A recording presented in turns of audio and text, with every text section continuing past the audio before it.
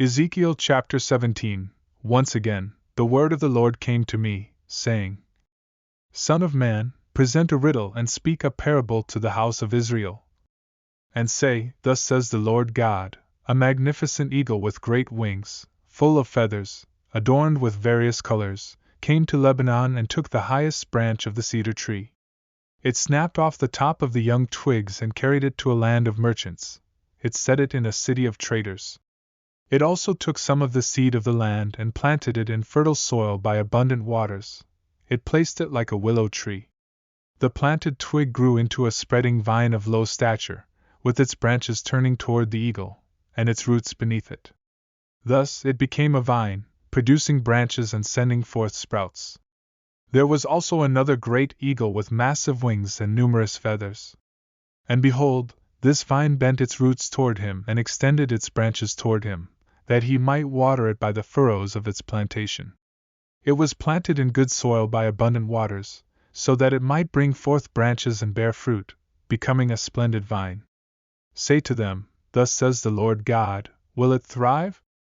Will it not be uprooted, and will it not lose its fruit? It will wither, all its fresh leaves will wither, and not even great strength or many people can uproot it from its roots. Indeed, it is planted. Will it thrive?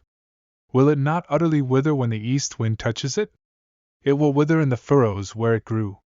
Moreover, the word of the Lord came to me, saying, Now say to the rebellious house, Do you not know what these things mean? Tell them, Behold, the king of Babylon went to Jerusalem and took its king and princes and led them to Babylon. He took a member of the royal family and made a covenant with him, putting him under oath. He also carried away the mighty of the land, so that the kingdom would be humble and not exalt itself, but keep its covenant and stand. But he rebelled against the king of Babylon by sending his ambassadors to Egypt, that they might give him horses and many people. Will he succeed? Can one who does such things escape? Can he break a covenant and still escape?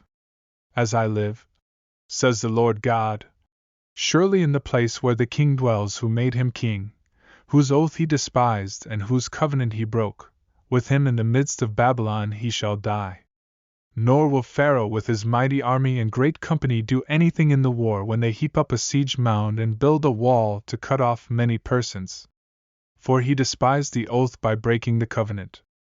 And behold, he gave his hand and did all these things. He shall not escape. Therefore thus says the Lord God, As I live, surely my oath which he despised, and my covenant which he broke, I will recompense it upon his own head.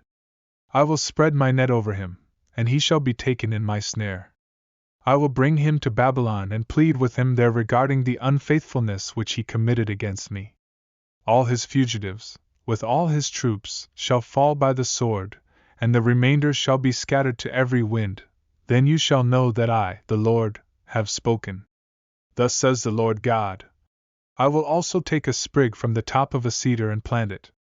I will break off a tender one from the topmost of its young twigs, and I will plant it on a high and prominent mountain. On the mountain height of Israel I will plant it, and it will bring forth boughs, and bear fruit, and be a majestic cedar. Birds of every kind will nest under it, they will dwell in the shadow of its branches.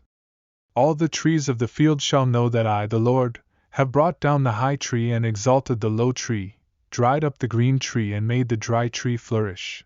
I, the Lord, have spoken and have done it.